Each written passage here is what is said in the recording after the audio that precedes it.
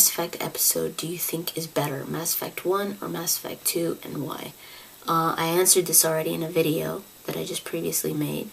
It's called Mass Effect 1 and 2, The Good and the Bad. Just in short, I think Mass Effect 1 is better than Mass Effect 2. What do you think will happen in Mass Effect 3 if you let Morinth on your ship? I don't know. I don't think anything particular would happen.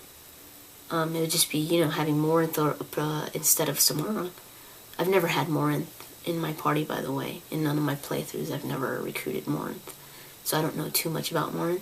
I don't see there being too much of a difference, except for, Morinth being an Ardak Yakshi. And if she is a love interest, maybe, I don't know, you just have to be a little careful around her. I don't know. I really don't know. What is your perfect Mass Effect 3 ending? Oh, wow. Actually, I don't know if it's perfect. My perfect Mass Effect 3 ending. It's more like what I would like to see happen to my Shepard at the end of Mass Effect 3. I don't want to say that I want my Shepard to die, but I would prefer him to die than to live. So I kind of hope that my Shepard dies. Some kind of epic death scene where you're just like, that was perfect. That's the way that I wanted my Shepard to go. Kind of like that, just because it is the end of Shepard's story, and I can't see Mass Effect 3 ending with Shepard still alive. I really want to see some kind of huge sacrifice that he has to make. So that's the way that I would like my ending to go. My Shepard sacrificing himself or something like that to save somebody or to save the galaxy. So I would want to see the galaxy saved and the Reapers destroyed. That's pretty much as far as it goes when it comes to me thinking about the Mass Effect 3 ending. Do you think the Reaper IFF from Mass Effect 2 will affect EDI negatively in Mass Effect 3? I used to have this theory. I used to be like, what if EDI becomes more easily indoctrinated, taken over by the Reapers because of the Reaper IFF, and then also because she has Reaper technology in her. But I don't think so. And the more that I think about it, and I don't know anything about the EDI leaks, so I'm not going to go into that, and please don't go into that either, because I don't know. But with the way that I've just been, speculating or thinking about EDI, I don't think they're gonna go that route with EDI. When they eventually make a Mass Effect movie, which actor would you like to play Commander Shepard, and who would you want to direct the movie? I would want to be Commander Shepard. And I'm just kidding. I want no-namers in this movie. I'm really big on that. I'm really, really big because I don't know, I just love this series so much that I would hate to see it get all big and all hyped up because of a name, because of an actor. I don't want that. I'm just that would piss me off so much to see this movie go down like all other freaking sci-fi movies that are just packed with these big names and nobody notices anything else but the big name. And then they usually, that movie does bad. Why? Because the focus was the name and not the story. So I want no-namers, good actors, that's what I want. Good freaking actors, but no-namers. People that aren't very famous. Whether they choose female or male, it's almost 100% they're going to choose male. Just because, Commander Shepard, male Shepard, is what represents Mass Effect cover and all that.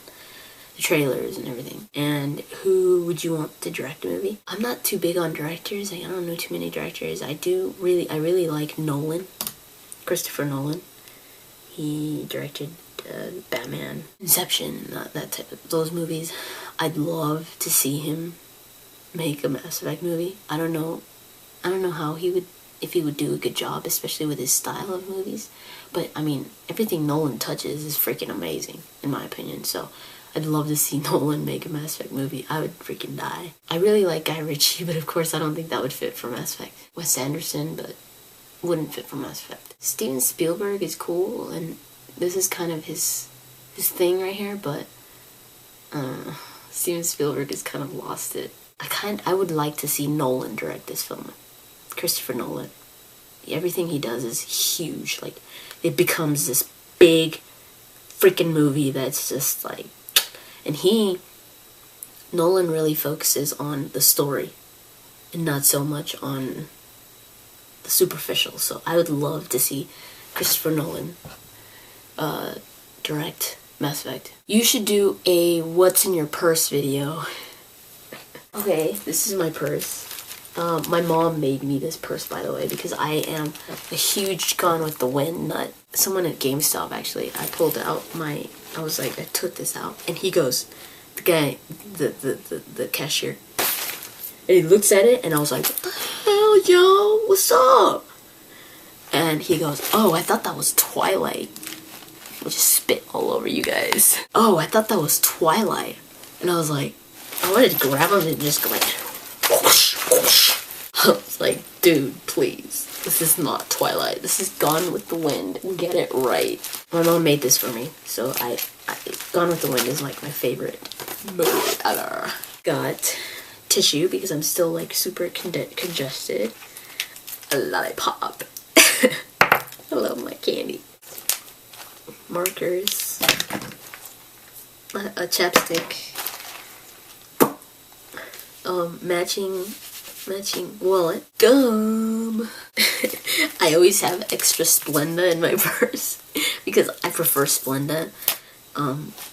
And some places don't have Splenda, so I have in there. The rest is just like freaking papers, like coupons and freaking receipts.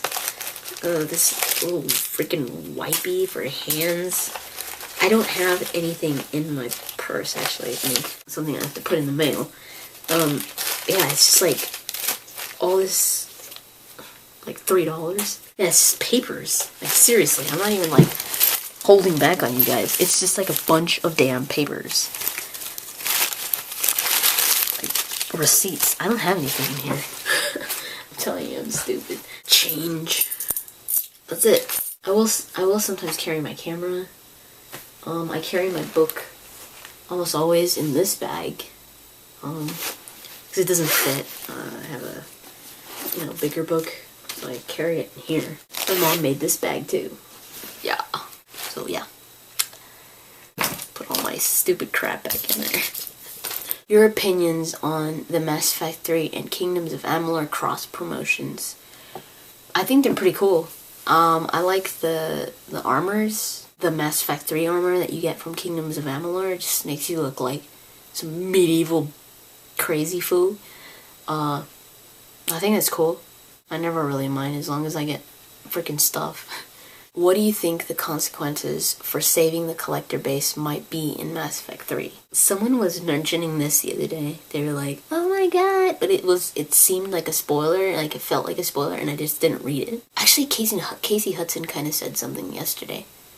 There was an interview done by GameSpot of Casey Hudson. I didn't finish watching it. I have to go back and watch it. I watched half of it, but someone told me that I think he mentioned something about this, about the collector base. So I don't know yet, but I really don't know. I haven't thought about the collector base too much, but the only thing that I've thought about is if you save it, it might be a base for Cerberus. I wanted to ask you, what are your future plans, because I know you take care of your mother, but what will you do in the future, like going to school or even getting married?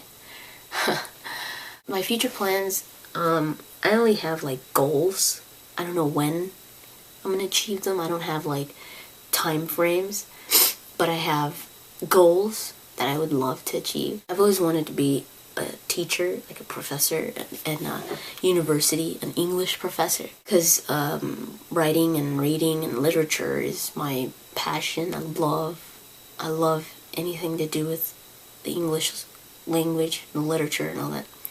So I'd love to teach in a university. My dream job, like I have my more realistic, like a realistic goal, more of a realistic goal. And my dream job would be writing for a video game company. Like BioWare would be my dream job. Working at BioWare as a writer. Bam. I'd be set. Like, that would be awesome. I'd be happier than anybody on the planet. That's where I would be really, really happy. Not saying that I wouldn't be happy as a teacher. I would be happy as well, but it's different. I think it's different levels. You know, teaching, you teach what you like. And if I were to work at BioWare as a writer, you're actually hands-on writing. You know, you're doing what you love to do, writing. So if I were to be a teacher, I would, and if I did want to keep writing, I'd have to do it off on the side. So I would love to work at a video game company, BioWare specifically, as a writer. As for everything else, like more personal stuff, like getting married and all that, like when I was younger, I was always like, yeah, I want to get married and have kids. Now I really don't care. I think it'd be nice to get married and have kids, but if I don't, I'm not gonna gonna be freaking miserable and bitter and all that. I've always been the type of person that pursues my talents more than, how should I explain this? Like, a lot of times my grandma will be like, you should get married and have kids, and I'm just like, oh, Jesus. You know, I want to become somebody first, you know? Like, I think about my career and about that stuff first.